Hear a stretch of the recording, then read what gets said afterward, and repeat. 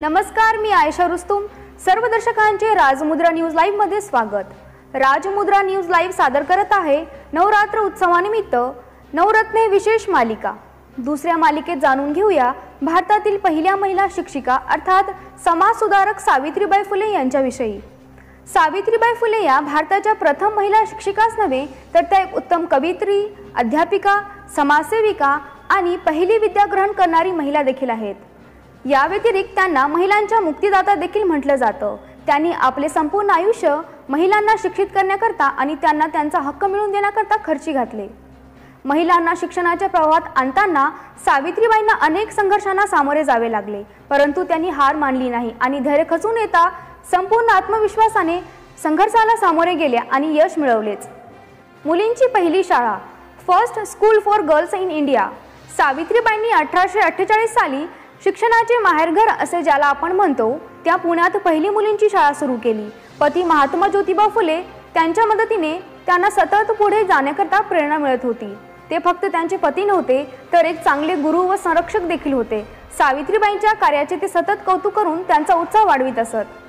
सावित्रीबाईंचा विवाह ज्या सुमारास झाला त्यावेळेस बालविवाहाची परंपरा होती आणि त्यामुळे वयाच्या अवघ्या 9व्या वर्षी त्यांचा विवाह 12 वर्षाच्या ज्योतिराव फुले यांच्या समवेत करून देण्यात आला. ज्योतिबांनी केले शिक्षित. त्यांचा विवाह झाला त्यावेळेस त्या शिक्षित नव्हत्या, पण लग्नानंतर ज्योतिबांनी त्यांना लिहायवाचा शिकविले. तो काळ स्त्रियांचा दृष्टिकोनातून फारसा चांगला काळ नव्हता. त्यांना शिक्षणाची देखील अनुमती नसल्याने सावित्रीबाईच्या शिक्षणाकरता ज्योतिबांच्या परिवाराने फार विरोध केला. जुन्या चालीरीतींचा पगडा आणि समाजाच्या भीतीने ज्योतिबांच्या घरच्यांनी दोघांना घराबाहेर काढले, परंतु ज्योतिबांनी सावित्रीबाईचे शिक्षण सुरूच ठेवले व त्यांचा प्रवेश एक प्रशिक्षण शाळेत करविला. समाजाच्या इतक्या विरोधानंतर देखील सावित्रीबाईंनी आपले शिक्षण पूर्ण केले. शिक्षण पूर्ण केल्यानंतर या शिक्षणाचा उपयोग समाजातील महिलांना शिक्षित करण्याकरता करावा असा विचार सावित्रीबाईंनी केला. पण हा विचार एखाद्या आव्हानापेक्षा कमी नव्हता, कारण त्या काळात महिलांना शिक्षणाची परवानगी नव्हती. याकरता सावित्रीबाईंनी खूप संघर्ष केला आणि या रूढीला तोडण्यासाठी सावित्रीबाईंनी पती ज्योतिबांच्या साहाय्याने 1848 साली मुलींची पहिली शाळा उघडली. ही शाळा म्हणजे भारतातील मुलींकरिता सुरू होणारे पहिले महाविद्यालय ठरले. येथे एकूण 9 मुलींनी प्रवेश घेतला. सावित्रीबाई या शाळेच्या मुख्याध्यापिका देखील बनल्या आणि अशाने त्या देशाच्या पहिल्या महिला शिक्षिका बनल्या.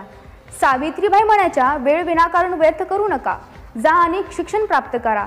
सावित्रीबाईंची त्या काळी समाजाकडून होणारी अवहेलना पुढे पुढे शाळेत मुलींची संख्या वाढत गेली.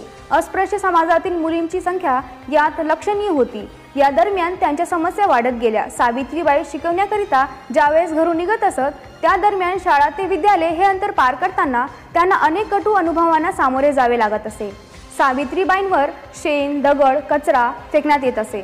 त्यांना शिवीगाळ केली जात असे, तरी देखील त्या त्यांच्या निश्चयापासून डगमगल्या नाहीत, ध्येयापासून प्रावृत्त झाल्या नाहीत. आत्मविश्वासाने आलेल्या प्रत्येक प्रसंगाचा त्यांनी सामना केला आणि स्त्री शिक्षणाची जाज्वल्य ज्योत आपल्या मनात तेवत ठेवली. अनेक शाळांची निर्मिती.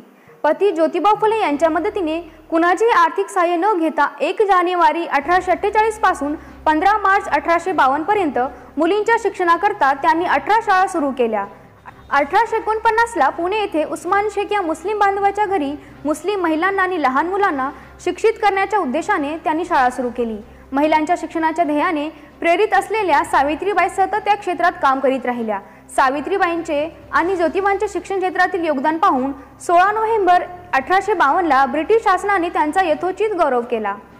अशा थोर दुसरे नवरत्न क्रांती ज्योती सावित्रीबाई फुले यांना नवरात्रीनिमित्त little kings English school Vasmat, तालुका वसमत, जिल्हा हिंगोली व राजमुद्रा न्यूज लाईव्हच्या वतीने मानाचा मुजरा.